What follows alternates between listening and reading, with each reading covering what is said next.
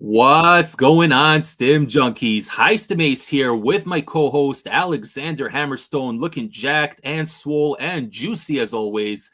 And this right here is episode 4 of the High Stim Experience. Now, usually we air the High Stim Experience on Sundays. Unfortunately, yesterday I had a bit of a situation, couldn't quite make it on time.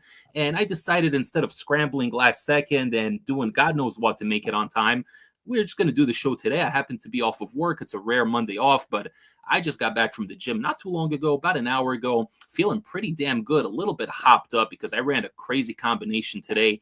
Edge of Insanity with 1 capsule of Jugglin's Regia and some liquid L-carnitine. So I'm definitely still feeling it right now. But my friend, Alex Hammerstone, here as usual, always ready, always pumped, always juicy. What's going on, brother? Not too much. Just got back from the gym myself. Today was what I call a rest day, but for me, I still do cardio on my rest days. So I'm a little hopped up myself. Took one of my favorite fat burners, Demonio. Stacked it with some carnitine as well, and crushed those stairs. And now I'm sipping me a diet soda and ready to rock and roll. Nice, bro. You know, I always tell myself that I'm going to go to the gym one of these days and just do a cardio only session because I used to do that. You know, I used to have a way more structured routine going back like a year and a half, but due to personal issues I've been dealing with here at home, it's been very hard for me to kind of manage and navigate and follow a quote unquote proper workout plan. So I really wing it, kind of like GGH does in a way. I know he does the traditional bro split. I don't really do that. I usually do chest, tries, and a little bit of shoulders as well. Then I do back, biceps, a little bit of rear delts, and then I do have a lower body day, and I just kind of throw in abs a little bit here and there. And if I still have the energy, the stamina, I usually do 20 minutes of cardio on the elliptical, put on that incline, the resistance, and that's usually how I've been doing it. It seems to work okay for me, but I do need to do one of these cardio sessions. And it's funny, you said you took Demonio today. I literally just got the new Chaos from Apollo Nutrition, right? This one here looks pretty crazy. The label's very different than the last version, and it's pretty much the same as the new Molotov, which just came out, except this one here has 200 milligrams of caffeine, while Molotov does not, which is pretty good. I think the previous version of Chaos also had 200, which I like because I'm not trying to get too hopped up when I'm doing cardio. But I do want the mood benefits, you know, the uplift in mood, and obviously the thermogenics is the most important. I get a mood elevation from thermogenics. I don't know about you, but when I'm sweating, when I'm hopped up, when I have that pro GBB in my system, it almost gives me like this thermogenic, aggressive mood elevation. Do you ever get that? Oh yeah, 100%. Like that's why, like, even sometimes, you know, I like throwing in something like that, even with like my pre-workouts. Like, if I'm using, you know, some kind of pre-workout that already has like good alpha yo in it, sometimes I like to throw in, you know, the GBB and the carnitine too, because those three like synergize together, and it just kind of gives you this, like, warms up your body, makes you feel like more ready to go. It's like a similar thing to like how beta alanine is a stimulant, but when you get like the good beta tingles, it kind of kind of fires you up and gets you going. It's more just kind of like, for me, it's like the physical sensation kind of translates over to your mental attitude.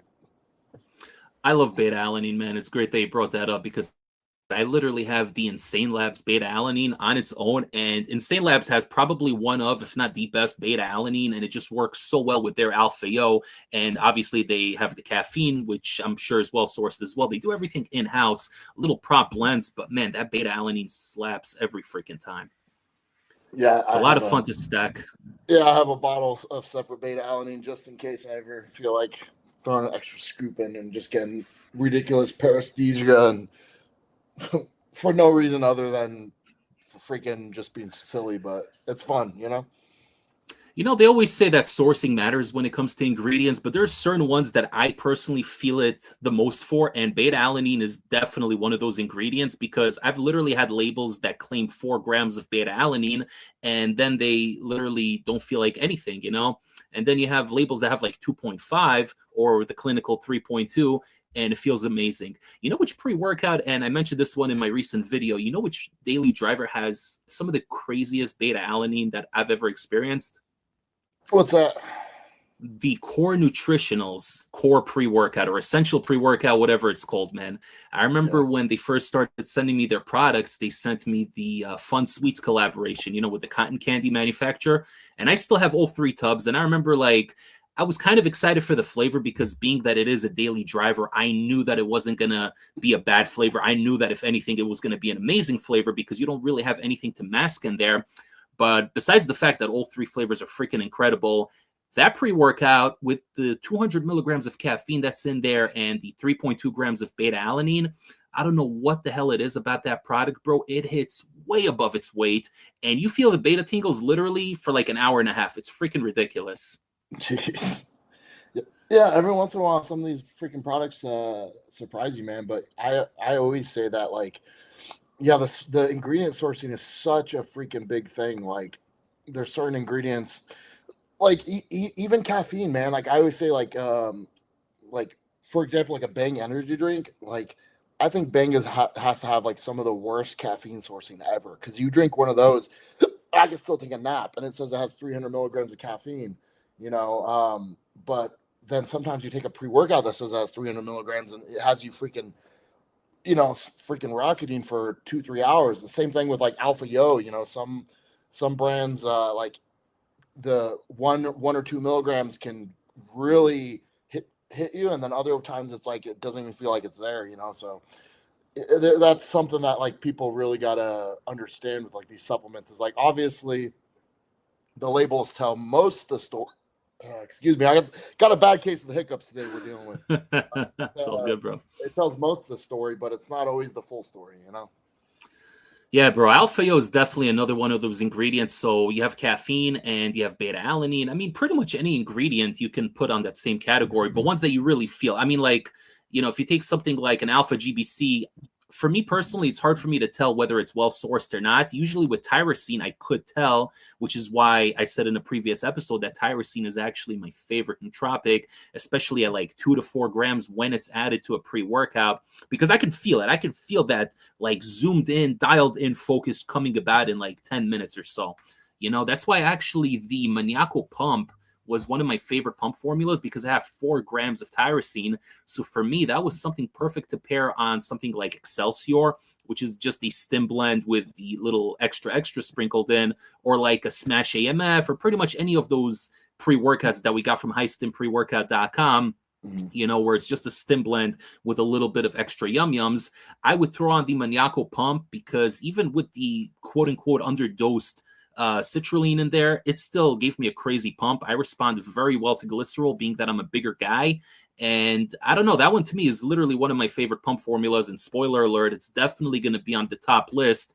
But speaking of top lists, man, you just released your top Alpha Yo hitters of 2025. Literally just listened to that while I was in the gym. I had my headphones on, was listening to that. And I got to say, bro, before I even get into the content, you sounded hop the hell up in that freaking video, man. Yeah. Yesterday I was riding one, man. I did a little bit of a mad scientist. I did a kill switch with oxymelt. Oh, jeez. Yeah, man. On paper, it sounded good, and I mean, it was a good workout. Don't get me wrong, because both those pre-workouts are very focus driven. But the oxymelt is more of like the thermogenic urgency, whereas kill switch kind of lacks that punch. So I just thought of a sprinkle of kill switch with the oxymelt, but I pulled up to the gym and I looked down and both my arms were beaded up with sweat. Man, I was going. It was good, man, but it was a little bit much. Probably it was a fun ride, but probably one I won't be taking again. And then the thing I love about that is sometimes kill switch can give me a pretty hard crash, but when I take like a small bit of it mixed with something else, it kind of mitigates that. And then also something about these freaking pre-workouts that have, something between the lines hidden in them. When I take if I take a second dose of like stimulant later in the day, like for my cardio, something really small, I'm talking sub 200 milligrams of caffeine and maybe some Yohimbine just to kind of get some extra fat burning going. it almost reactivates like whatever's going on from earlier. Like it'll feel like it's completely died down and I've got nothing, but then all of a sudden it's like it hits all over again for my second session. It's wild. That makes a lot of sense. There's certain days on Mondays where I start the week where I'm going to work after a weekend and I'm not in the proper headspace. It's always not fun going back to work after a fun weekend where you're just going to the gym and playing video games. But a lot of times on Monday, I'll start it off with a thermal spark. And I know that actually, I don't remember if it hit well for you or not. Did it hit well for you? The ones I sent you? It was so-so, It was so-so. Okay, so like Excelsior, pretty much same experience, Yeah. more or less. Yeah, so you probably don't respond well to whatever's in there. That's a possibility. But I still have one good batch of Thermal Spark. There was a recent one that came out that felt pretty watered down, like 50% watered down. But I still have my good one that I do like taking on certain Mondays. And I'll take it in the morning at like 7 a.m. with my morning cup of coffee. Takes it about an hour until it starts coming in. But then the whole day is kind of a breeze. Puts me in a good mood. I'm chatty with the coworkers. I'm doing everything. I'm breezing through the entire day. And even if I have tedious stuff to do, like paperwork or whatever, I just end up going through it so quickly because it really has the nootropic emphasis more than anything else. And it just adds kind of like a positive feeling to everything. But then come Monday evening where I'm coming home from work, I get home at about 5:50, 6 o'clock, and I want to go to the gym. I'm responsible, so I'm not going to take something crazy. But even if I take something like a daily driver, like an El Jefe Guerrilla, or like Desperado, a Pollen Gym Classic, anything with like you said, sub 300 milligrams of caffeine or whatever, it really does reactivate that feeling that I got in the morning from that thermal spark. And it kind of gives it like a second wind, obviously not as strong, but it does do something because these crazy potent stimulants like Oxymelt or the one, the thermal spark or any of these other ones, they are kind of like full day experiences, So yeah, they still taper down, but they're still in your system. And then when you take whatever X amount of caffeine with other stimulants, maybe theobromine or whatever in there, or God forbid, if you're taking something with alpha-yo later in the evening, goddamn, that's going to bring back everything. And that's something crazy. Yeah, 100%. I was watching your video, the one with the alpha-yo hitters, and I thought that I accidentally pressed the 1.5 speed on my YouTube because, you have the option to listen at like 1.5 or 2 times the speed because you were talking pretty quickly. You're pulling a bit of a Ben Shapiro on there. And I checked it. I'm like, shit, I'm just on 1 speed. What is going on? My boys hopped the hell up. I will say I did edit it slightly faster because it was such a long video. So I was like, I think I put it up like, up to the speed by like 10% just to shorten it up a little bit. And I felt like I was like kind of rambling at parts, and I didn't want to go back and like chop it up. So I was like, maybe this will cut down the time and it won't be so noticeable. But then I watched it back and I was like, yeah, at parts I sound a little bit crazy. So that solves the mystery because I knew I wasn't crazy. I knew I was hearing it. And I was just wondering whether you were talking that fast or whether I speculated that you might have done something similar to that, but I didn't know for sure. And it's the first time I'm asking you about it now. So mystery solved. And you guys only get the behind the scenes scoop right here on the High Stim experience because you're not going to get that on the video, man. But either way, really enjoyed it. You had a bunch of great products on there, ones that I really like. And like I said earlier, today I did run one of the products you mentioned, Edge of Insanity, which is going to be on a future list of mine. I'm doing a lot of lists. Started really late this month, usually December 1st, 2nd, 3rd. I already start with my lists. And every couple of days, I'll post a new one. I think I did like 9 lists last year, which culminated in the crescendo, the top 24 pre-workouts of 2024. And I'm looking back at it in hindsight, and I'm like, what the hell were you thinking, man? The amount of work that went into that video, just from getting the pictures of the tubs and taking out the background and editing it in and splicing it, the amount of editing I had to do on that video, I am never doing that again. I am capping everything at 10. I will give honorable mentions if I have to, but brother, I am never doing that again. That was freaking insane. Yeah, but it's funny because it's like we want to just do like a top 10, but like that's why like when I first started doing these reviews, I was like, okay, so by the end of the year, I'm gonna be able to do a cool top 10 video. And then now that's like the end of the year, I was like trying to make my top 10, and I was like, I had like a note in my phone. Man, these hiccups are gonna drive me nuts all podcasts, brother. I had like a note in my phone of like what the top 10 should be, and then like I'd be looking at it and I'd be like, oh, but what about this? Oh, but what about this? Oh, but what about that? And it's like we end up liking so many things for so many different reasons. And like, I always say it's almost like these pre-workouts have like a personality. So it's like what I hate when someone asks, what's the best pre-workout or what's the strongest pre-workout? I was like, that's like saying like, what's the best food? It's like, is a hamburger better than a pizza? No, sometimes you want a hamburger, sometimes you want pizza. Like, it's like the pre-workouts, they have a different vibe, and depending on what you're training or what kind of day you had or what kind of mood you're in, like you're gonna reach for something different. It's funny that you said the pre-workouts have characters to them because it's so freaking true. Literally every time I hang out with a friend, and they come and they see the studio right here behind me, and this is only one of the sections. I have a whole other cabinet right over there. I have more stuff over there, things that people don't see in the background, and it's crazy. Like, I'm just looking around right now. It's freaking nuts, man. I don't even know how old this shit happened, but I literally have people come, and they're pointing to these pre-workouts behind me and on the side, and they're like asking, like you said, what's the best? And I tell them there is no best, there's just different. And I kind of start breaking my favorites down. I'll go over like my top 10 and just kind of start like giving characteristic definitions. And they tell me it's like, it sounds like you're talking about like your kids or something. You're giving character trait definitions and stuff. I'm like, yeah, but you know what? This one gives you a little bit of mood elevation. This one just makes you feel like dancing. This one makes you angry, but it also comes in a little bit later. This one hits you instantaneously. It's like I can go on for hours talking about all these freaking products. It's crazy. Guys, whoever's listening to the video right now, whoever's partaking in the chat, leave your comments down below. I haven't checked the chat yet. I will in a little bit. And I think, Hammer, you got some questions also from Instagram, correct? I did. I got a couple good ones. So it's yeah, we got a little bit of topics going. Sounds good. Sounds good. So we're going to do that in a little bit. By the end of the show, guys, don't forget to like, share, subscribe to the channel, and obviously all that other fun stuff. But I want to talk right now about Retatrutide, okay, because that's a big topic, and you actually told me about this. The fact that it's probably going to be getting FDA approval in like the next, I would say probably in the next year. I think in 2026 it's going to happen, maybe in the middle of the year, maybe by the end of the year. But they did just release clinical trials. And from what I hear, Eli Lilly, who owns the trademark to Retatrutide, he's starting to come down pretty hard on people. I know there's a lot of content being removed, which is why I deleted my Reta content that I had on YouTube. I had some people hit me up and ask me about it.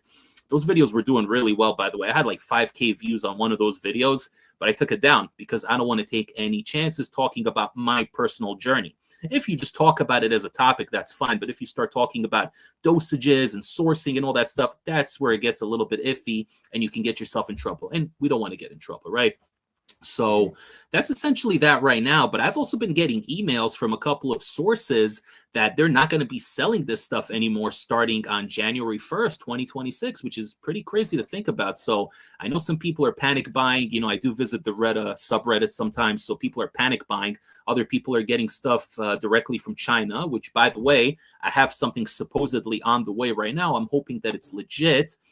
Because I had to pay like $250 in Bitcoin. So that should tell you what you need to know about that transaction. But yeah, man, take it away. Let me know what's going on because you are the peptide professor and you know about this stuff way more than I do. Yeah, I mean, so I honestly haven't looked into this, like the details of it too much, but basically they just, like you said, they released more of the data from like the last round of trials, and everything was like super positive. First of all, it's crazy. Like they were like 28% total weight loss over the course of the trial, like freaking insane numbers. The least amount of side effects reported out of any of the different from sema to tirzepatide, and then it's looking like it's getting approval in the next couple months, which means that they're cracking down on any of these kind of gray market sources to get it. And I've already seen some of the top sources, either like you said, either saying they're not going to be selling it, or they've put it like on clearance. So it's like 50% off or whatever, because they know like whatever they have on hand they need to get rid of. And then so yeah, it's not a for sure thing, but it might there might be nowhere to get it besides through a legit pharmaceutical prescription in the next coming months. And I've even seen on my my personal Instagram, you know, because I've shared some content, not necessarily promoting, but you know, showing the peptides I've used and showing like, hey, using this before cardio and whatever. And I've been retroactively like flagged for stuff from months ago. Like I keep getting notifications like Instagram be like this post from this, and it's like a 4-month-old post, but they're like I can't go live on Instagram. I have all these restrictions on my account right now, and it's like I keep getting these things, but it's not for content I'm currently posting. Like they're just retroactively like getting stuff from months ago. So it seems like this whole there's like the whole government pursuit of like gray market peptides is getting especially with the ones that are getting or like properly approved for like prescription use. It's they're cracking down. They're cracking that whip. Yeah, it's crazy, man. I don't really understand. I mean, I get it because they want to protect their interests, but at the same time, if the compound isn't directly named Retatrutide, then I don't know. It's I'm obviously a little bit biased because I'm running it myself right now, and I've had pretty good results. Although I feel like they kind of slow down over the past month and a half or so because I'm still keeping it relatively low. But I don't know. I'm kind of bummed out about it, and I'm surprised also they include GLP-1, which is the generic for Ozempic, you know, semaglutide and whatnot. Obviously, Reta's the big one right now. That's the one they're doing all the clinical trials on. But I'm surprised they also are including other GLPs on there, 1 and 2 being semaglutide and then tirzepatide as well. So you have any idea why they're including those on there as well? Is it just like a blanket crackdown on everything? So I don't know like how widespread it's going to be because, you know, obviously when you're talking about peptides, there's so many. There's, you know, because the GLP drugs are just a small fraction of what's, you know, in the peptide world. But that seems to be the specific category that they're really cracking the whip on. And if nothing else, it could just be that they're going to go after Retatrutide, and then the peptide companies are panicking and just trying to stay ahead of stay ahead of whatever trouble might be coming. You really can't tell because like just a couple months ago, like this happened with there was a company called Amino Asylum, and they were like the first, maybe not the first, but they were like the most well known in like the bodybuilding and fitness industry as far as providing a lot of this stuff. And they got like completely raided and shut down, and that was like a big thing that like spooked a lot of people. So it's just you never know. You never know with this stuff, and it's like because like Amino Asylum was able to start back up under a different name, and then they had to change the way they list a lot of their products. So I'm like, is it just like a matter of how you label this stuff and what you call it? And it's the laws on this stuff are so strange. I think it's the same concept as with pre-workouts when they say not for human consumption, you know, back when Dark Energy came out and it had the DMA on there and said not for human consumption. So I think that's kind of like the loophole that they use, but I think they're cracking down even further than that. I don't know why. Like, I know there were times in the past, like you mentioned, Amino Asylum, they cracked down on certain things, certain compounds, but then they came back and they rebranded some stuff. I have this gut feeling that they're really going all in on this one, you know, and I do think it has a lot to do with Eli Lilly being protective of Retatrutide and the name and everything that comes with it. And let's be honest, bro, this is going to make a crap ton of money. This literally shits on Ozempic. It's going to make so much freaking money. And I'm just curious to see how much they're going to charge, because I know how much I was paying and how much I'm currently paying. And I'm just so curious how much they're going to charge for that in a, you know, actual medical setting. It's going to be freaking crazy markup. They're going to make a lot of money, man.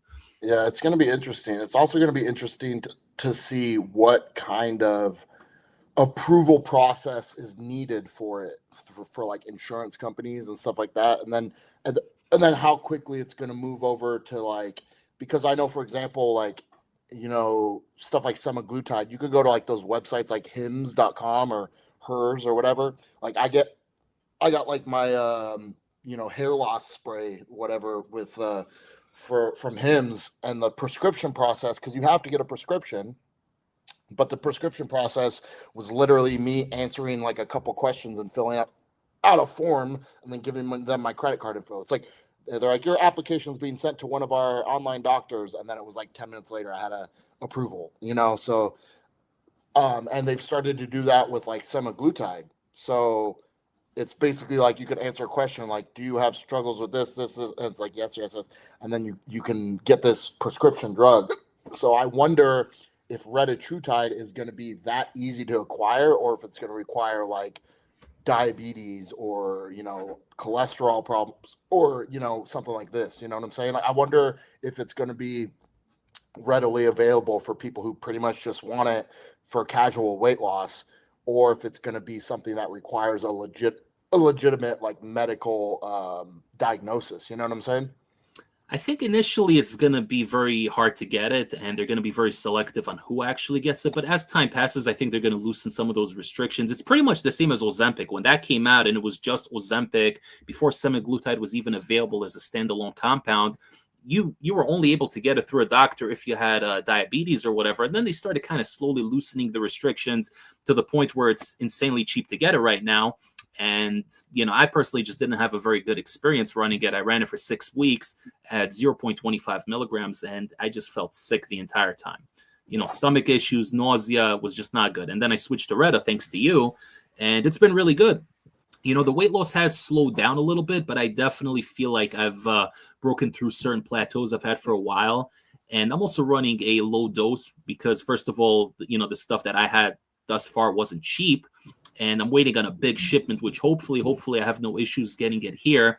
It's already been probably like 2.5 weeks since I paid them, so it should be getting here within the next week or so. But I also don't mind taking my time with it. You know, I know people could take crazy dosages and lose the weight faster, but I'm always very picky, especially when it comes to new compounds. And you got to be responsible with this stuff. In the end of the day, it's still chemicals, and, you know, it's not something that is natural. So you got to be very careful and very responsible, because a lot of times in the past, people have done stupid stuff like with ephedrine. You know, people take 5-6 times the amount, and someone's going to end up in the ER, or worse, get killed. And then they're going to ban it outright. Same as with DMAA, you know, and I still to this day see kids in the gym, these freaking broccoli heads, you know, with the socks and flip-flops. They're dry scooping like 5 scoops of C4, you know, and granted, I know C4 is a weak pre-workout, but if you're going to scoop 5 scoops of it and the serving size is 1 or 2 scoops, you're going to have issues, and you might end up in the ER. And then we might have another conversation about maybe taking away all pre-workouts, or maybe capping the caffeine at 200 milligrams or something stupid like that. You know, it's just people irresponsible. Yeah, 100%. Bro, I got this flavored creatine. I've never had flavored creatine before, but I got it from Core Nutritionals. You remember I mentioned the Fun Sweets to you earlier, the collaboration? Yeah. So I didn't know that. I thought they did it just for the pre-workouts, but they did it for also their protein isolates, but the ones that are meant to mix with water. You know what I'm talking about? Yeah. They sent me one. It was actually pretty solid. I don't remember if I reviewed it or not, man. It all kind of bleeds together after a while. But I just got their creatine. They were like $20 a tub, and you get 50 servings. So natural coloring in here, no blue 40 or 30 or God knows what other artificial stuff they have in there. But this stuff tastes so freaking good, man. Literally never had so much fun drinking creatine before. I got the freaking free creatine from my Black Friday purchase at NutriCartel. And they sent me the Extremis creatine, and I have a tub of that's unflavored that I hadn't opened. But then they sent me this one, and I noticed it was flavored, and it was like the pink star fruit or whatever. And it's so freaking tasty, so good. Yeah. I used to just mix unflavored creatine with my post-workout shake, or maybe with my morning shake, you know, just mix it in, blend it, and that way you don't feel any chunkiness or whatever. But I don't know, the one I have right now, I got the orange cream cotton candy flavor and then the blue ras cotton candy. They're so freaking good, man.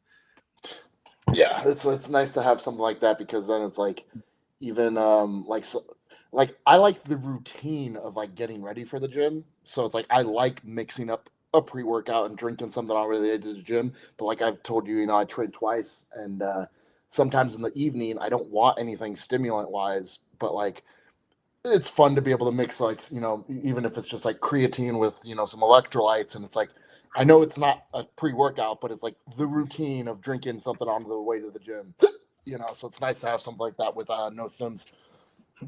Well, the routine is everything, obviously. Even if I train non-stim, I'm still gonna go through the whole process of making everything and whatnot, because I like you said, I love the routine. But you mentioned fat burners, and I'm really excited to try this one out. This is the new Chaos from Apollo Nutrition. The label here is very different. Usually when it comes to pollen, they tweak the labels a little bit, but they don't make like crazy radical transformations unless the previous product was a dud.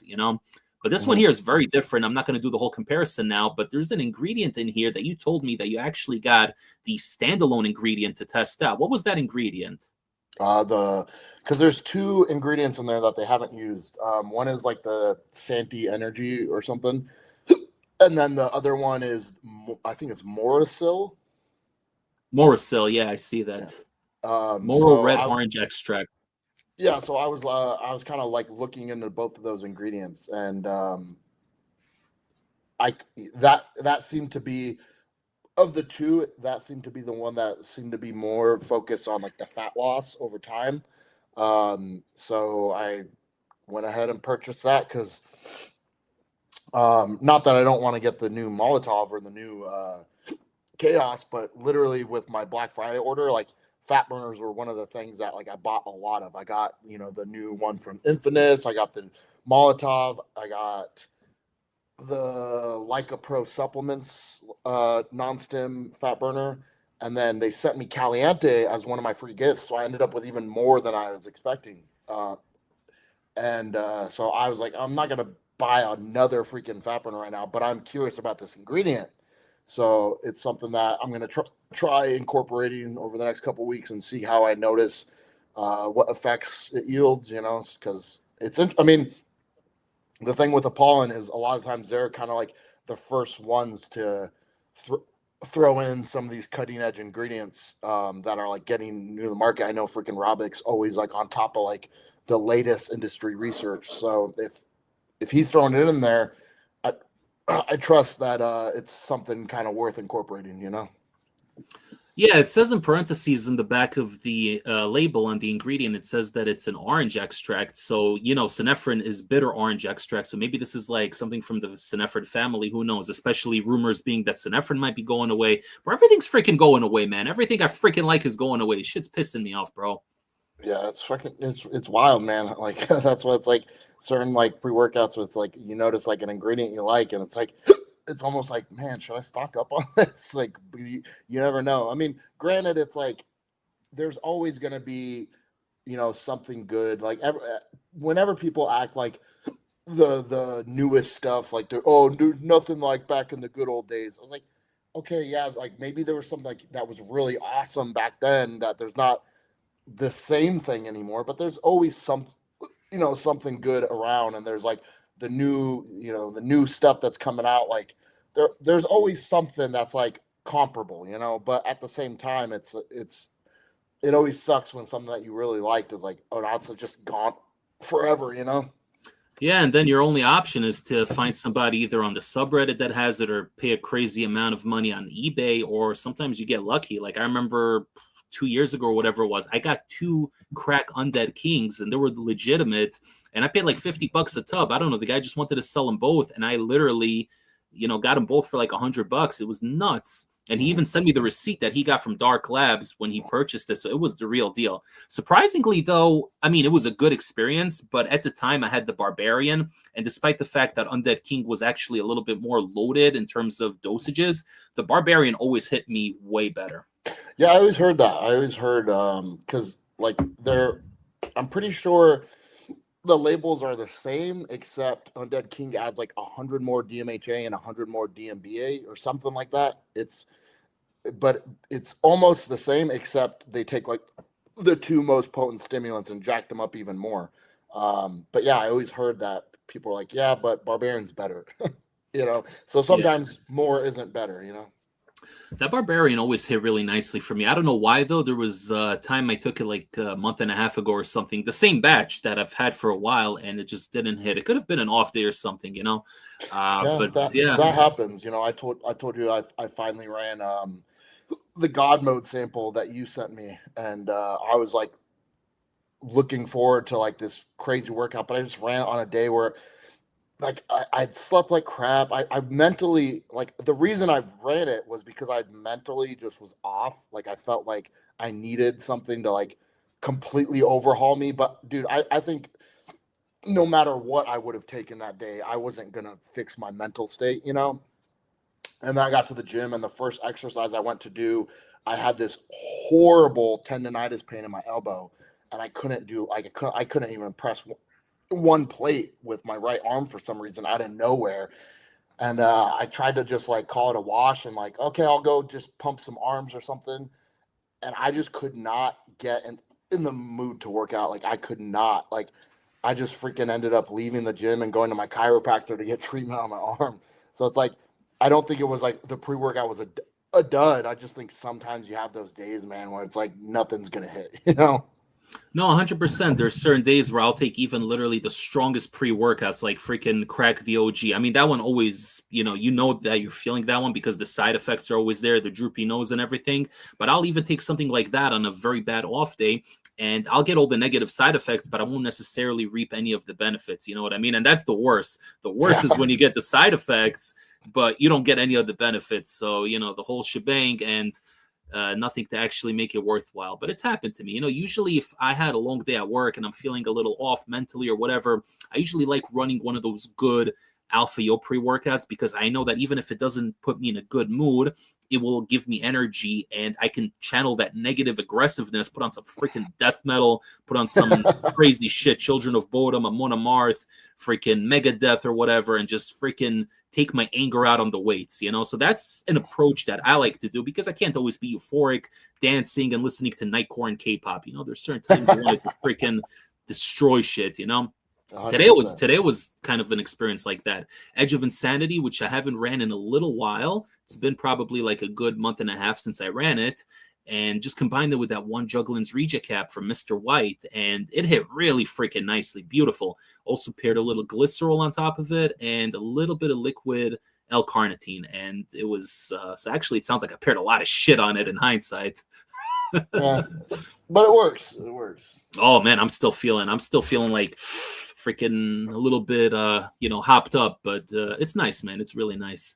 Yeah. I got a nice little wish list on NutriCartel. Actually, I had some stuff in the cart. I don't know if you do this or not, but sometimes I'll add stuff ahead of time and just like keep it in the cart for a while, and then when the big sale comes on, I'll just freaking check out at that moment. So I'm waiting for the Christmas sale. I'm assuming Jake's gonna have one this year, but I got like 5 or 6 things in there right now.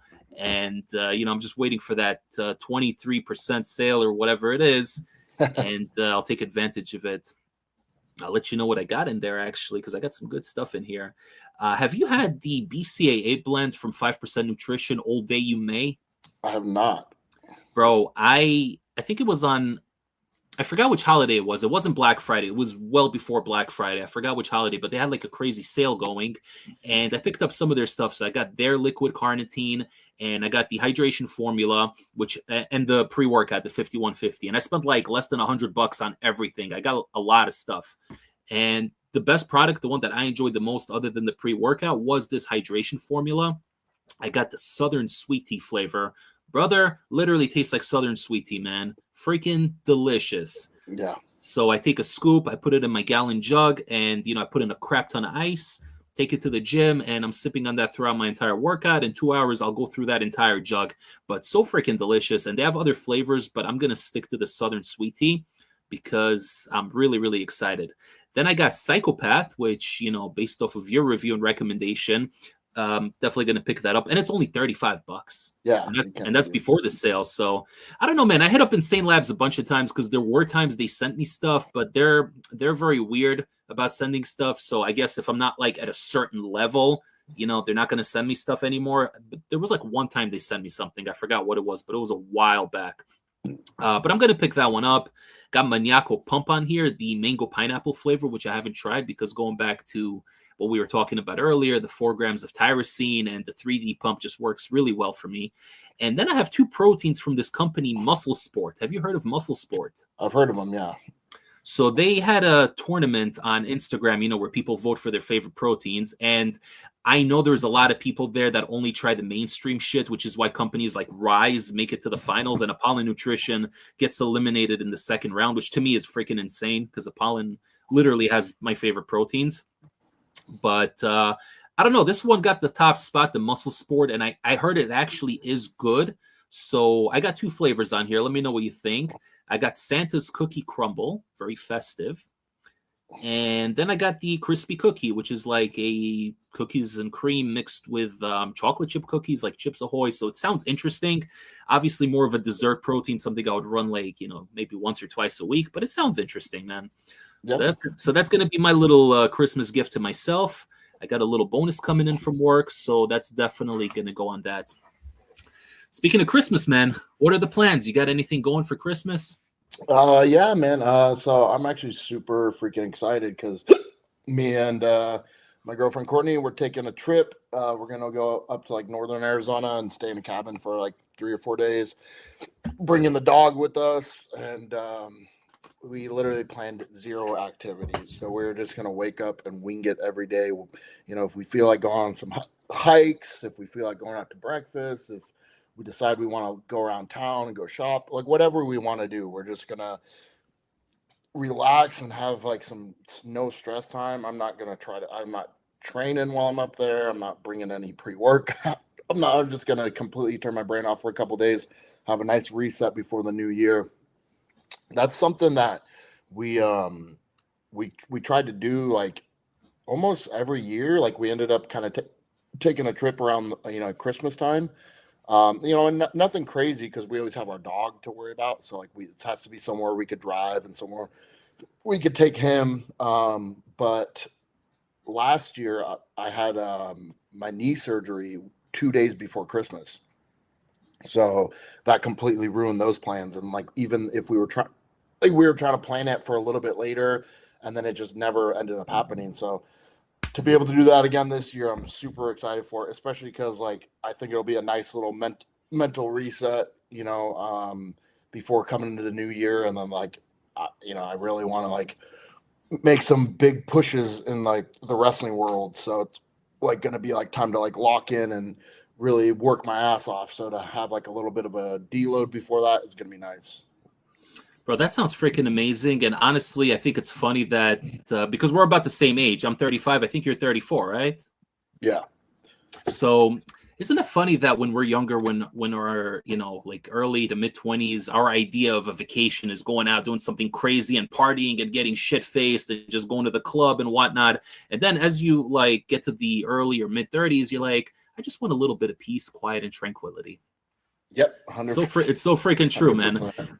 When I went to that Apollo Nutrition event, when they had their All-Star seminar a couple of months back, I went with my girlfriend and, we were in Jersey for the weekend. So we Ubered there because getting from Brooklyn to Jersey, if you don't have a car to use public transit, it's such a pain in the ass. It's freaking crazy. So we literally took an Uber there and back, but I already had the money allocated from months prior. So I'm like, I don't care if it's 150, 160 bucks per ride. I don't give a shit. I already put this money aside. And in my opinion, this money's already gone. So we went there and, the event was on Saturday, but we were there on Friday. And in Jersey, things close a little bit early. It's not like here in New York City where things are open pretty much 24/7 or at least until like 10, 11 p.m. Over there, things close at like 7 o'clock already, so in terms of restaurants and going out to do stuff and whatnot.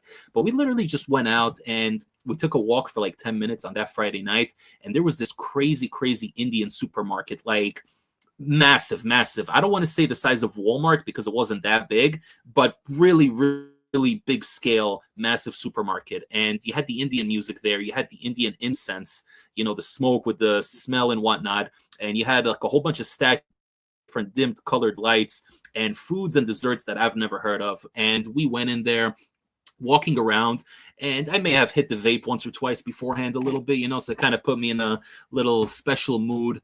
And I'm telling you, man, we're going in there. It's like walking into a different plane of existence. It was freaking crazy. And we were just walking around aisle by aisle, looking at all these crazy concoctions, ended up grabbing a bunch of Indian desserts. They had these crazy ice creams over there.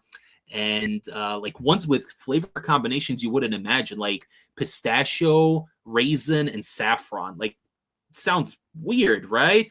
But it works so freaking well, man. They're very into like their cream-based desserts, very into like sweet cheese-based desserts and whatnot. So a lot of stuff with pistachios, nuts, spices, and whatnot. But we did that, and then we came back to the hotel, and they had a pool there, like a nice little cute swimming pool that was open until like 10 p.m.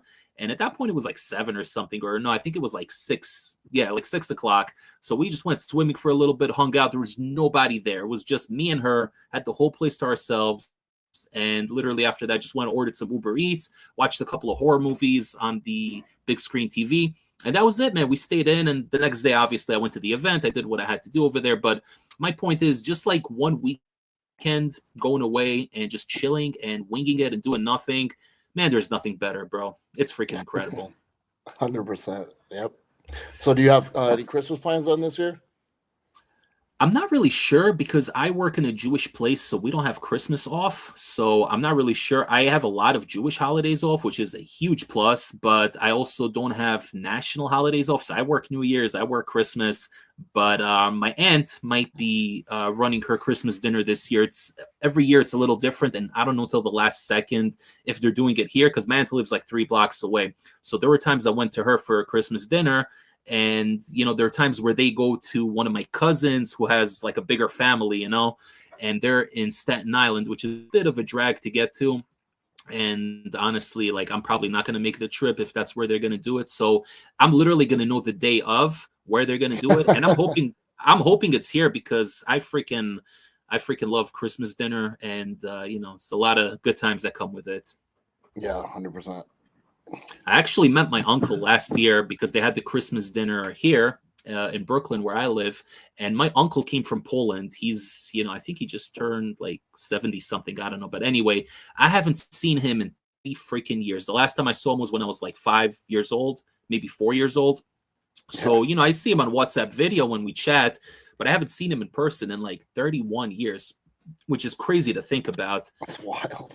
Yeah, man. And he came all the way from Poland and some of my cousins, who I also haven't seen in probably just as long.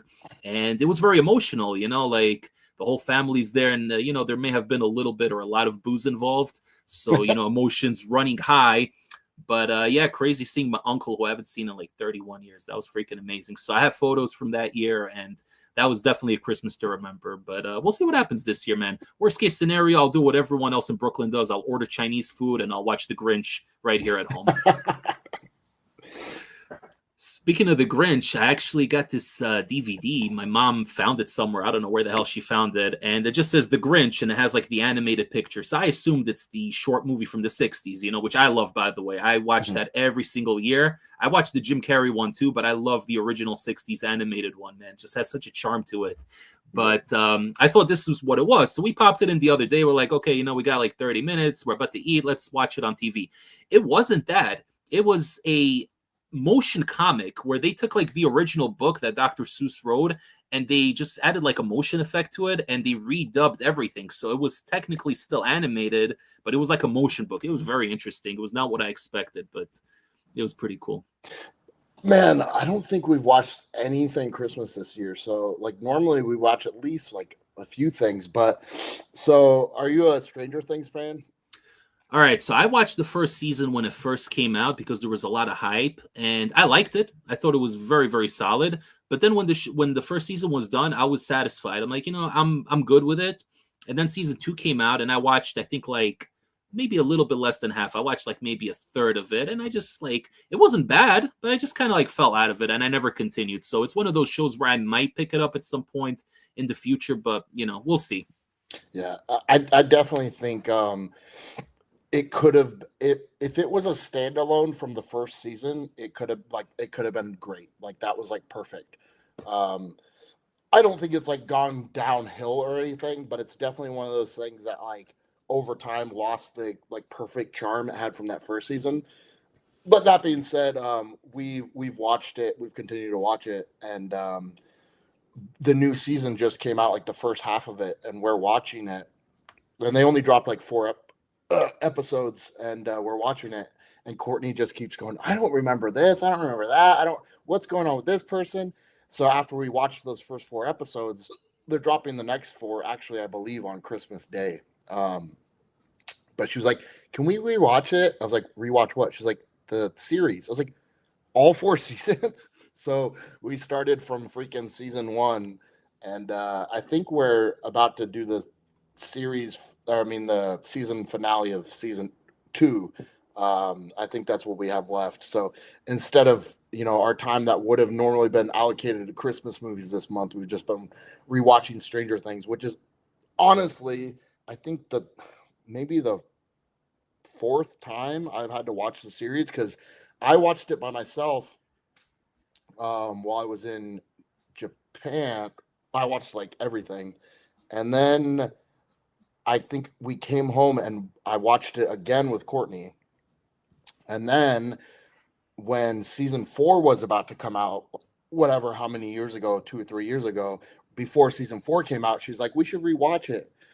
Okay, so we rewatched it, and then now season 5 is out, and she's like, I don't remember it. I was like, I remember everything. I've seen this show so many damn times. And then the frustrating part is we're freaking watching it, and every time I look over, she's got her phone open and she's watching. She's on Amazon going shopping, or she's on Instagram. I think I know why you don't remember this show. Bro, that's such a pet peeve of mine, by the way, when I'm watching a movie or a show with someone and they're on their phone. It drives me freaking crazy, bro. And I know everyone has the short attention span in this day and age. I get it. But at the same time, thank God my girl's not like that. She watches everything with me all the way through. So I'm, very happy about that.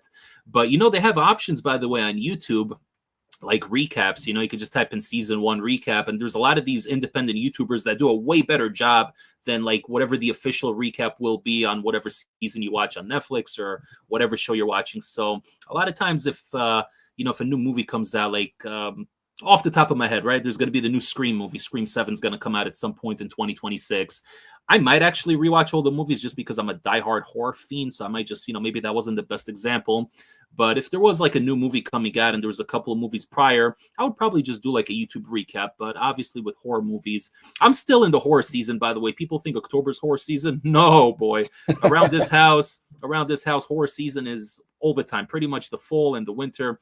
I mean, even in the summer too, but we're watching the Friday the 13th movies right now, which I've always had kind of a mixed, interesting fascination with those movies because objectively speaking, I think they're terrible movies. Every single Friday the 13th movie, I think, on an objective level, is a very bad movie because there's nothing in terms of plot.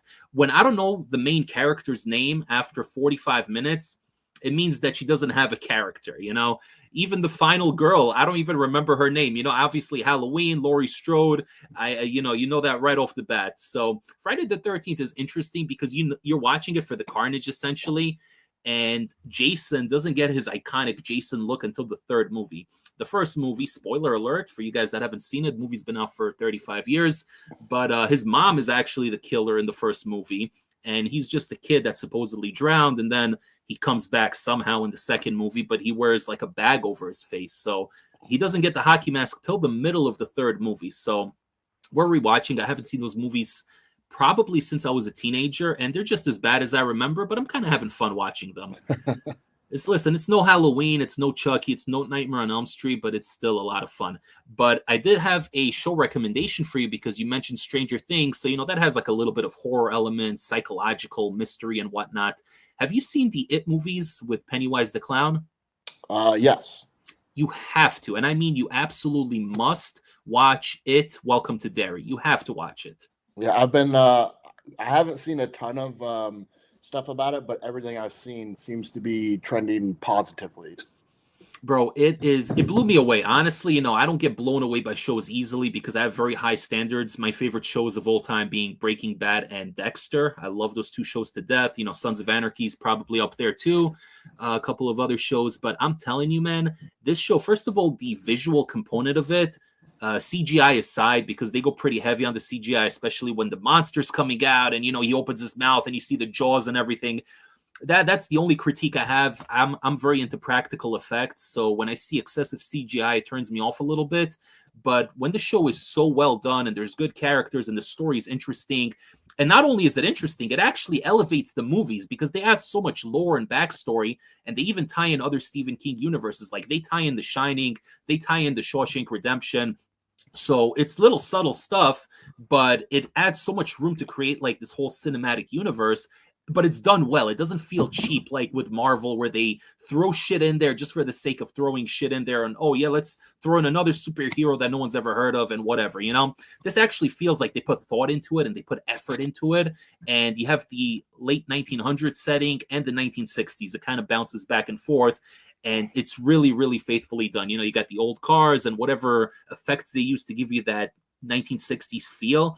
Yeah. They do such a good job on it, and there's a lot of twists and turns. So CGI aside, you know, being a little too crazy with the CGI, if you like Stranger Things, you and Courtney should definitely watch it. Although there's some parts that are a little insane in terms of the horror, you know, in terms of like body horror and stuff. So they do build up to the reveal of the clown. You're not going to get him in the first few episodes, but he does take different shape, and you kind of learn about the whole backstory of the town, what it actually is.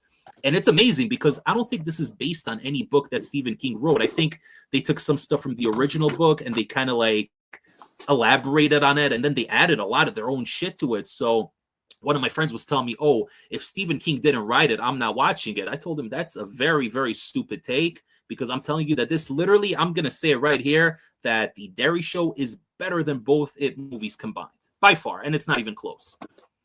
I'll see if I could convince her. She's a pretty big wuss when it comes to stuff that could be potentially too scary, you know, so we'll have to see. All right, bro. Sounds good. So, guys, whoever hasn't left any questions yet, go ahead, leave your questions for myself, Hammer, whether it's pro wrestling, fitness, supplement, movies, horror, whatever, Christmas. We're going to answer a couple of questions here from the chat, and then Hammer has a couple from Instagram. I haven't looked at the chat at all today, so it's my first time right now going through everything. We'll see if we have anything interesting on here. Let me see what this is. Politicians want to earn public attention. I think this is when we were talking about the Reta. Let me see 1 second. Yeah, because this guy Nicholas left a bunch of comments. He says, what is crazy is when idiots misuse products like the old Renutrient sleep aid, and the government takes the best sleep aid ever and makes it a controlled drug category 1. That's what happens, man. That's what happens. We were talking about it. Literally ephedrine. Ephedrine is not dangerous. I don't care what anybody says. If you use it responsibly, which I've done numerous times, it could be very beneficial and actually provide a lot of benefits to you. You know, other than just weight loss and appetite suppression, it gives you like a good nootropic buzz, pretty much better than any nootropic available. But again, you have to be responsible. You can't be taking 3-4 times the dose and then you're dehydrated and you're pairing it with other stimulants and stuff, and then you start getting heart palpitations and you're wondering, oh shit, why am I getting heart palpitations? Because, you know, because you're being stupid. That's why. Speaking about sleep aids, I forgot, I wanted to bring this up when you were talking about 5% nutrition. Have you tried their sleep formula? Knocked the F out? So I'm going to tell you a funny story about that. I was running it for a while. I liked it, but it had this grainy undertone to it, like something like that. Even no matter how much I shook the shaker, I couldn't get that grainy, crystally feeling out, and it was driving me crazy, bro. And then, I don't know, I just ended up looking at the tub one day and just kind of like reading everything. It says you have to add hot water to it. Yeah. So, and then it all freaking made sense. It all made sense at that moment. I'm like, this is why that stuff, that little crystal specks, you know, it's not melting because I'm not putting it in hot water. So then when I tried it in hot water, amazing. What flavor did you have? I actually have the tub down here somewhere. I think it was the tea flavor. Yeah, I think it was the tea flavor.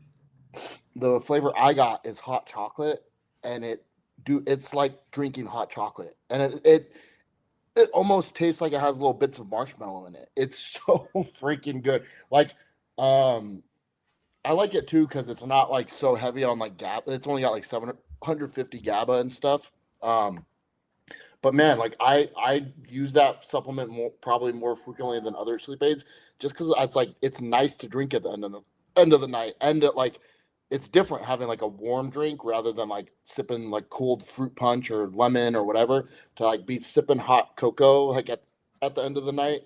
It's so good that even Courtney likes it. She likes to sip on it when I make it. So that really tells you that it's passable from a supplement standpoint.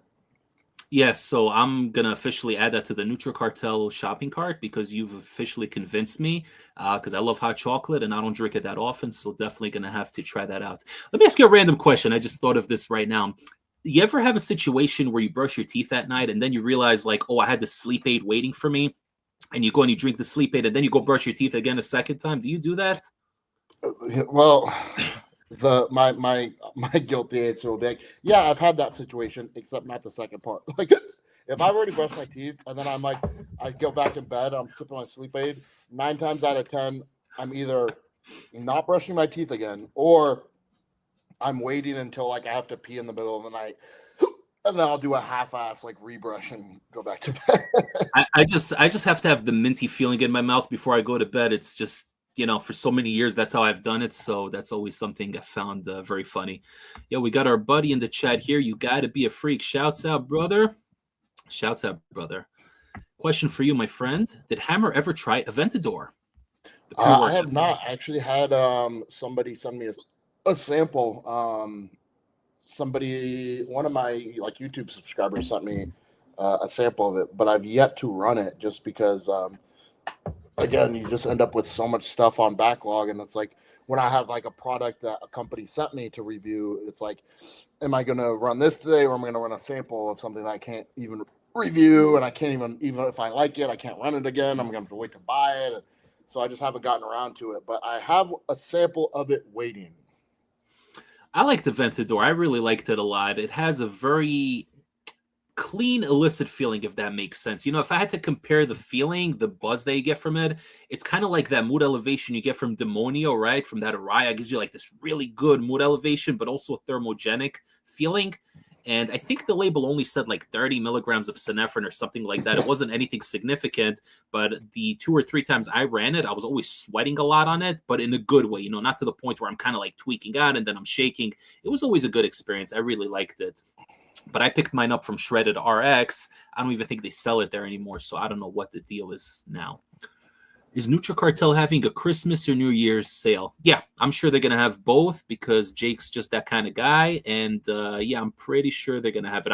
That's what I'm waiting for. I literally have like 7 stuff in my cart right now, just waiting for that sale so I can, so I can get that going. See you guys doing fat burner top lists for the end of the year. Yes, I actually just dropped my top 7 daily drivers of 2025 video. You can check that out. It's literally the last video I did. I dropped it yesterday. There's going to be a medium stim list, fat burners, pump formulas, and obviously the high stim pre-workouts of the year, which is going to be on New Year's Eve like I do every year.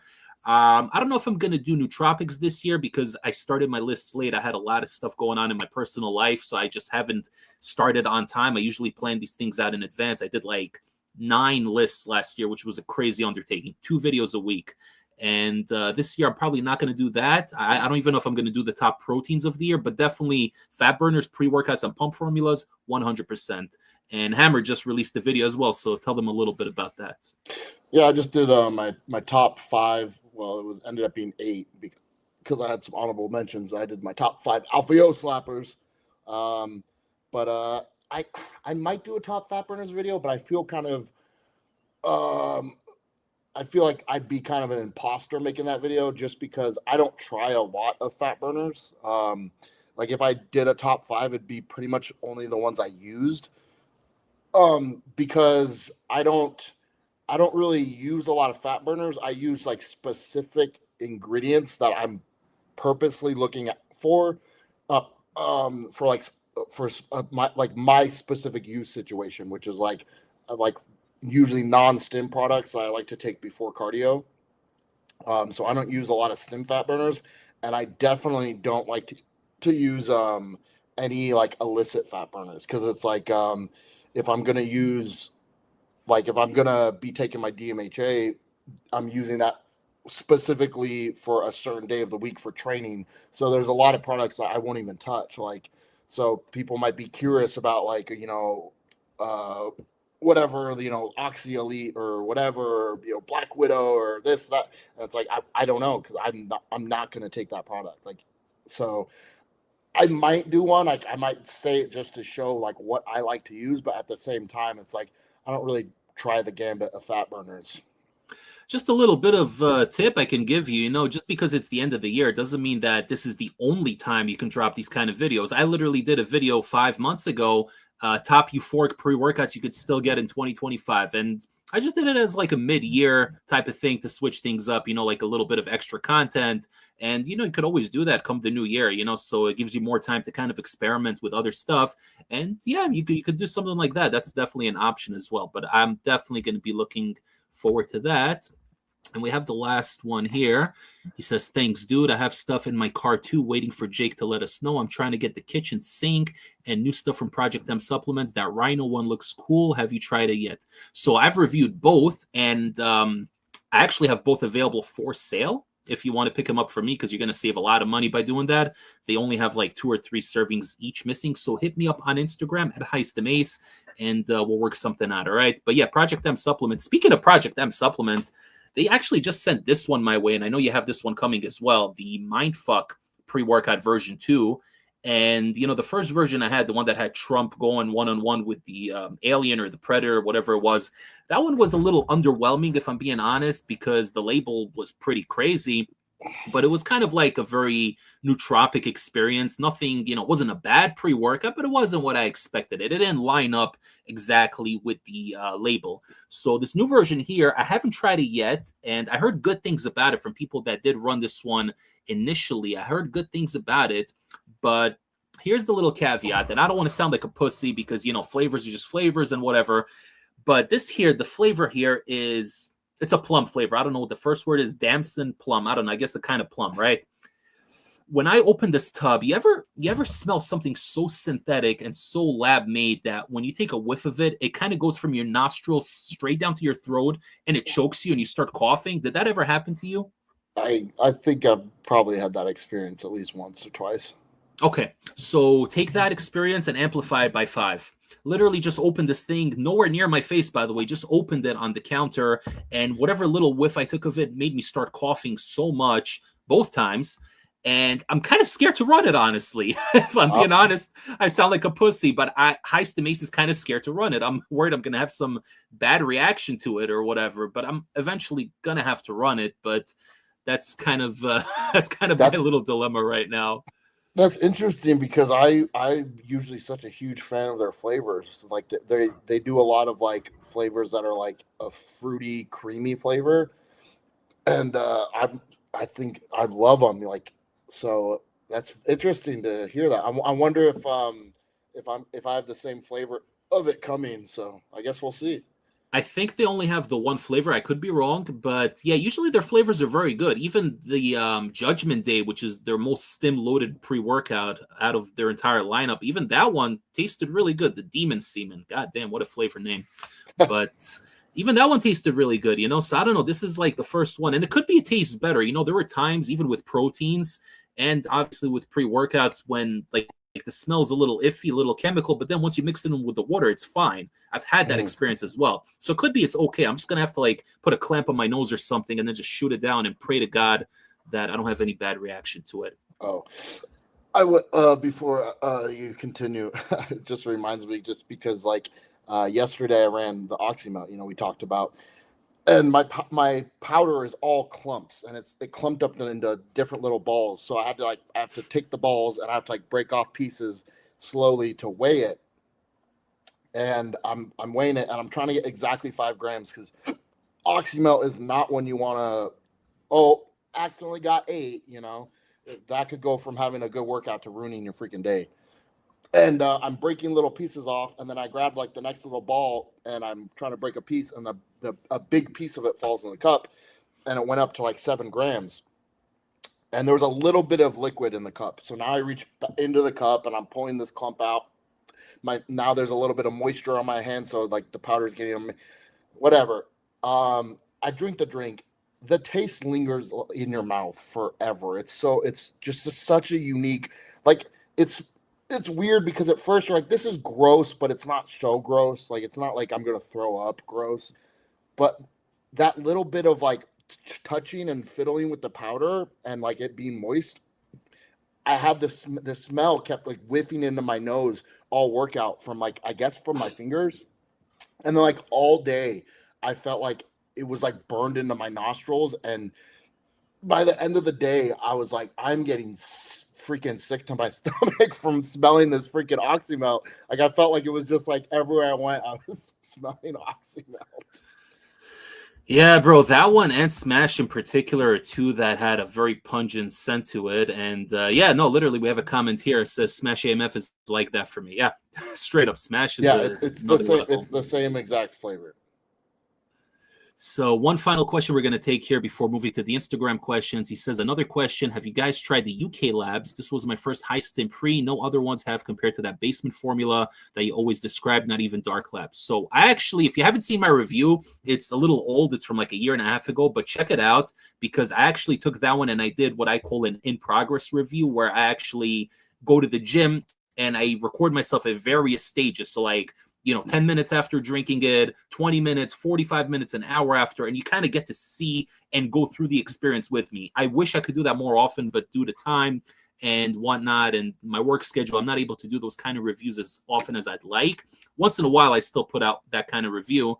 I got the idea actually from my buddy Gary, Way of the Dead Gone, who, by the way, is one of my favorite supplement reviewers, but he's not really doing it so much anymore. So, I'm trying to convince him regularly, but he always used to do that, martial arts and stuff afterwards. But anyway, the point being is that, yes, I have tried it and definitely watch my review because I did that review with my buddy Sam from the gym and we took the drink in his car in like a plastic Poland Spring bottle. We made like this little ghetto funnel out of paper just to get it in there. And it's a funny video. I do think it's a very, very funny and entertaining video. So if not for nothing, watch the video for some entertainment. And yeah, I definitely think that one had something special in there. It was really, really good. Haven't had it in a while. It's probably been close to a year since I had it, but that one was very, very special.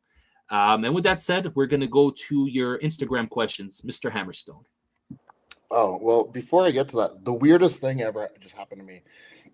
I got like what I'm assuming is a spam text, and it just says like, "Hey, are you working now?" And then it says, "I'm Sheena. Do you recognize me?" And it's like some random picture of like some cute Asian girl with a coffee. Um, and then I put, "Oh yeah, aren't you my grandma?" Like just because I'm like, this is some scam, you know. And then it says, "Nice to meet you. May I know your name?" And I'm like, oh, so this is definitely a scammer. But then they just called me. I'm like, what the freak? What? Just weird. That's Anyway, a no one. getting to the Instagram questions. I got some that are kind of specific just to me and wrestling, but I got one that says, "Who inspired you to wrestle?" And I like this question because it's different than like, "Who is your favorite wrestler?" Because what actually like got me into like wanting to wrestle was John Cena, and it was because around like 2007, 2008, like I had stopped watching wrestling. Like I watched wrestling up until like 2003, and then I kind of stopped like during my high school years. Um, and then I got really into weightlifting and like bodybuilding and trying to like, I was just like bit by the iron bug. So I started like watching stuff on YouTube, and I like was watching like John Cena's stuff, but not like his wrestling matches. I was watching these videos of like documentary style stuff on his early life and him like in the weight room and training, and then that by proxy kind of got me back into watching wrestling, and then like kind of realizing like, I love, I was in a band at the time. I played drums in a band, and I was like, okay, so I like performing. I like, this pursuit of like bodybuilding and, the athletic lifestyle. Like wrestling seems like the perfect, I loved wrestling as a kid. I was like, this marries like all these elements of like stuff that I really like. Maybe this is something to try. So kind of in a weird way, John Cena, even though it wasn't because I was a fan of him as a wrestler, it was like, but he was kind of what drew me into wanting to wrestle. That's very cool, man. You never told me that story. That's really awesome. Yeah. I got another one. This actually could be something you answer because I know you've dealt with this a lot. But this is from my boy Fornius, who very generously made my YouTube intro for me. But it's how to deal with shoulder problems during chest exercises. Oh, geez, man. Story of my freaking life, bro. So, for those of you watching that don't know, I have a partially torn labrum right over here on my right side, and I deal with very bad inflammation around the shoulders, the neck area, and pretty much like around the triceps area. So, push days for me are, well, they're my favorite days, but they're also sometimes the hardest. There's certain days where it's not as bad as and I could push a little heavier, but then there's certain days where I can't even do chest press with 30 pounds, as crazy as that sounds, you know? So what I do, I don't know. It's still kind of a work in progress. I do a little bit of everything, and it seems like it's gotten better over the last 6 months to a year. I have the massage gun, which I use almost every single night, and that really relieves tension, kind of breaks down the muscle a little bit. I use Tiger Balm whenever I have to, even though I hate the smell of Tiger Balm, but it works. It works better than all the other creams. Icy Hot, Bengay, whatever, throw all that shit in the garbage. Tiger Balm really works the best.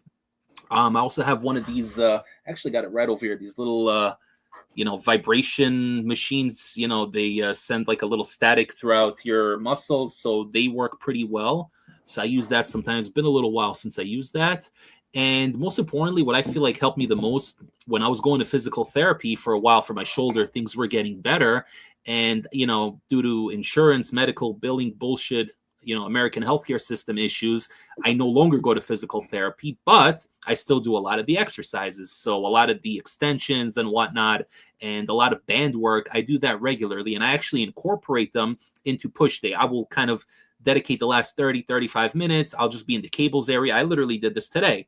And, after I'm done with my push training, I will do all the rotation exercises with everything, put the towel in here and extend everything, hold it.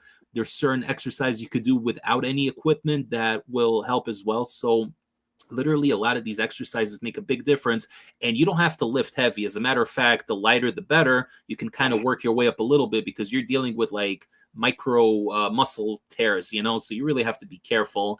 Obviously, you also have the peptide option, BPC, TB, which I did dabble with, but it worked, but not as good as I expected. And it goes back to me being unable to pin at the actual site because I just have issues pinning in that area. So I was just doing it in my stomach, which, I'm sure it helped a little bit, but not as much as it could have helped. So other than that, and I also don't lift heavy. I do a lot of reps, a lot of sets with lighter weight, no gym ego here whatsoever. And, that's pretty much it. So I think that's all been very helpful. And also take MSM glucosamine. That seems to help a little bit as well. So yeah, I know, very loaded answer, but it's just a bunch of shit that I've been doing over the past year. And it seems like the general situation has gotten better. So you just reminded me, like when you were first asking me about like the BPC and the TB, and you're like, where is it like safe to pin around the shoulder? And I had just woken up and I was trying to like show you a video that like, oh dude, you could just pin like anywhere around here. And I was half asleep and I was like trying to just like overly demonstrate like how safe and easy it is to pin your shoulder. And I was just like poking all around my shoulder.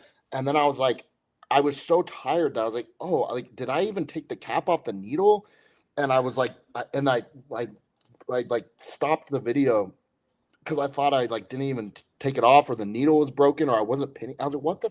And I look, and the needle's there. I'm like, I look at my shoulder. There's just all this blood running down it because I'd stabbed myself like 7 times. I just didn't feel it because the needle was like so fine and sharp. I was like, oh geez.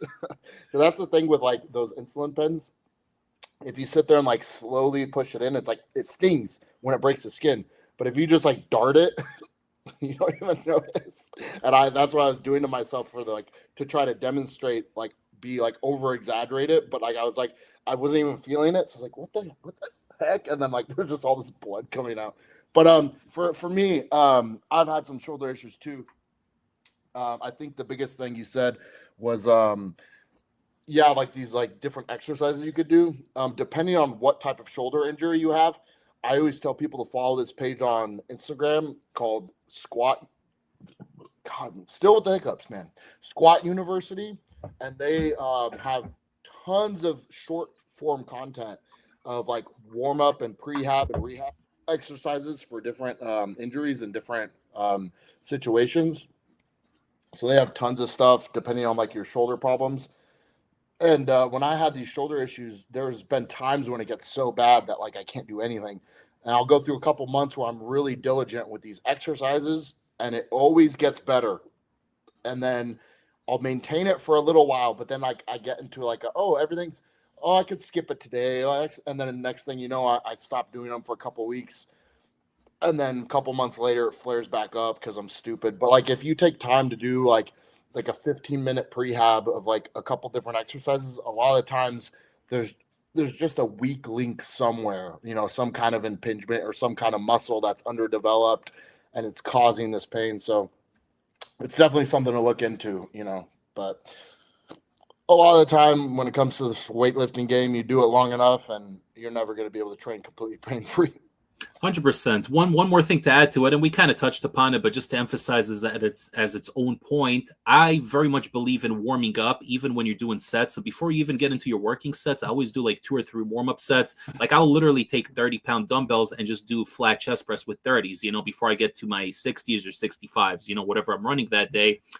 Because I believe in warm-ups. I believe in warming up your muscle slowly and getting that contraction and getting it ready, and then you can bring on the bigger load afterwards. So that's another tip you can add in there. Yeah. He also asks keys to bringing up a lagging body part. And, you know, a lot of people approach this a lot of different ways. A lot of people will be like, oh, you know, train it more frequently, or, you know, do more volume, do extra sets, do this, that, the other.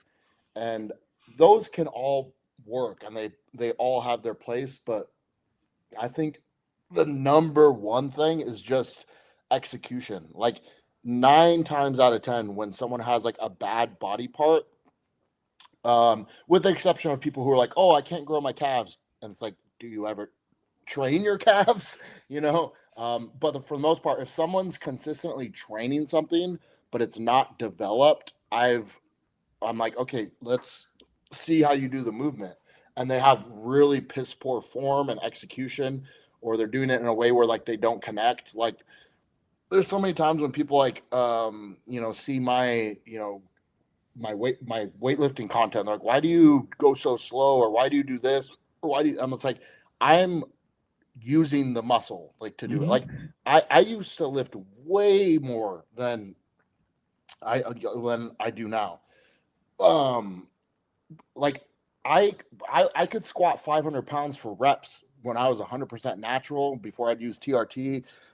And years ago, I'm talking a decade ago, and my legs were half the size because I was using my glutes and my lower back, and I was just doing whatever I could to lift this load. Whereas now, like whenever I'm lifting a weight, it's like on the way down, I'm trying to feel the whole muscle stretching apart and then contracting and firing. And it's like, you know, I'll do a chest press and it's like, I'm not thinking about pushing this weight up. I'm thinking about trying to flex my chest so hard that it has to lift this weight, you know. And same thing with like, you know, back's a big one. Back, people have a really hard time developing their back because you can't see it. So a lot of times you're just like kind of senselessly pulling.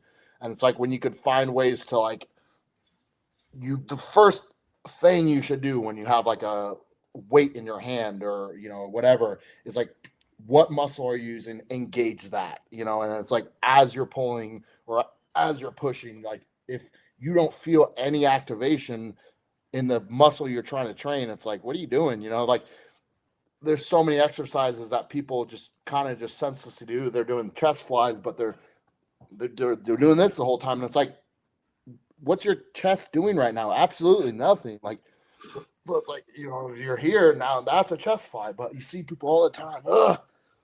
And it's like, it's, if, you know, if you're approaching your weightlifting from a place of trying to develop your body visually, like muscular size and development, you have to, no matter what people want to say nowadays about, you know, mind muscle connection not mattering, you have to be engaging with that muscle. So that's my biggest tip, you know. 100%, man. And not to pick on the teenagers in the gym again, because I feel like I'm always calling them out. But when I see them swinging 50-pound dumbbells, you know, for curls, and they're literally just using momentum and nothing else, I cringe, because that's how you're going to get injured. That's how you're going to get the, you know, tennis elbow and all that other stuff. And I learned the hard way, you know. I used to be able to lift more than I do now, and I'm in better shape now than I ever was. So I lift less, but like you said, I go slower, mind muscle connection, full contraction. Like you want to feel the full muscular contraction going all the way down, squeezing, feeling like the chest is actually doing the pushing. Otherwise, I'm just doing this. Like, well, what the hell am I doing? You know? But not everybody knows this stuff. You know, to us, we've been in this bubble, you longer than me, but, you know, we know these things, but there's a lot of people that don't know. They think they're just repeating the movement in a rote manner and they're going to actually get gains. Meanwhile, you know, I could be lifting half of the amount of what other people lift and my arms look way bigger. My chest puffs out more because I know how to do it properly. But I guess maybe I take it for granted because it seems like not everybody knows about this stuff, you know, but I feel like the more time you spend in this circle, the more you learn about these little things. And a lot of what people call bro science, a lot of it, I believe, is very true. I don't care what the science says, what the research says, because the science changes every 5 to 10 years anyway. So I believe in tried, true, and tested methods. 100%. Last question, and this one was obviously for me, but I'm also curious to hear it for you, is who was your favorite wrestler growing up? Hulk Hogan, by far Hulk Hogan. It doesn't even come close, man. I love Hulk Hogan, and I know he was a little bit before my time because I was born in 1990, but, you know, when I was like 7, 8 years old, or actually 6, 7 years old, and I started watching WCW, where the whole NWO thing went down. Like, I was still a kid, but it was cool. You know, you had Hulk Hogan, Scott Hall, Kevin Nash. They're beating the shit out of everybody, graffitiing NWO on their backs, you know, so that attracted me initially. So my first exposure to Hulk was actually as a heel, but then he came back as a babyface after, went back to the WWE. He had his whole feud with Vince McMahon before WrestleMania 19, which was, by the way, what an amazing WrestleMania. They don't make them like they used to. WrestleMania 19, what a freaking amazing show. But Vince McMahon versus... got my favorite wrestling match of all time is Kurt Angle versus Brock Lesnar. Oh my God, hell. Is that where he did the shooting star press where he almost killed himself? Yeah. Bro, what an amazing show. You know, I'm going to freaking rewatch that Mania. That was an amazing, amazing WrestleMania. But yeah, you had Hulk Hogan versus Vince McMahon. And, you know, I still remember the scene so vividly. Vince McMahon stabbing Hulk in the face with that pen that he used, and then he used the blood to sign the contract, man. Just how crazy is it that I remember stuff from like 25 years ago, like it was yesterday, and they can't even create anything that comes close in this day and age in terms of moments. It's crazy, man. It's freaking nuts. That's a whole other rant for a whole other show. But yeah, Hulk Hogan always was my number one. I was also a very big fan of Kane. And that goes back to me being a horror movie fan. You know, here's this guy coming out, and, you know, as a kid, you believe what you hear on TV. You know, he has the burnt face. Undertaker is his brother. He killed his parents. He set them on fire. And now this bastard son who's got a burnt face is going to get revenge, you know? So I believed all that shit as a 6, 7-year-old, you know? And I freaking loved it because I was into horror movies since I was a little kid. So to me, there was always that intrigue. That's another reason I loved Bray Wyatt, rest in peace, you know, because he did something so unique, combining the horror elements with pro wrestling and storytelling. And that was another talent that, my God, man, they could have done so much with him, but rest in peace. I will say, man, with Kane, so in wrestling, they'll have these moments, you know, where like Stone Cold came out on the way to the ring. He'd be knocking guys down on the rampway, and then he'd get in the ring and he'd clear the whole ring of 15 people by himself. And it's like, okay, you're trying to make him look like a badass. I get it. But they do that with Kane, and you freaking believed it. Like, you believed this guy did this. And yeah, like, there was this one specific return. I don't know what year it was. I watch the clip every once in a while because it's just like it gives me chills. But like, there's like the ring is full. It's got like DX, the Radicals, a couple people are in the ring, and some beatdowns happening. And then Paul Bearer comes out on the rampway, and then he reintroduces Kane. And I think it's the first time he started wearing, you know how he had the red with the black? I think this was the first time he started wearing the black with the red.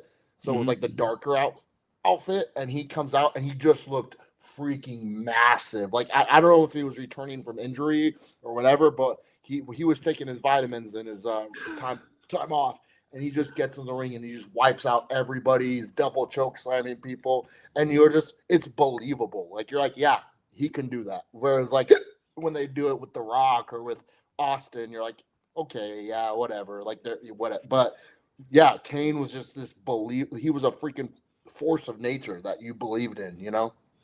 So there's two more names I'm going to throw at you because I remembered. Obviously, the icon Sting, one of my favorites of all time. How could I even forget? Freaking loved The Crow as a kid. Still one of my favorite movies to this day. So Sting doing the whole Crow gimmick and taking it into TNA because I was watching TNA for many years. I was a huge TNA fan during the Dixie Carter era, the Vince Russo era. So they had Sting there for many, many years, and people didn't even know about TNA, but he was amazing. Then they had the main event Mafia, which was a super stable Kurt Angle, Sting, Kevin Nash, Booker T, what's his name? Big Papa Pump, right? Scott Steiner.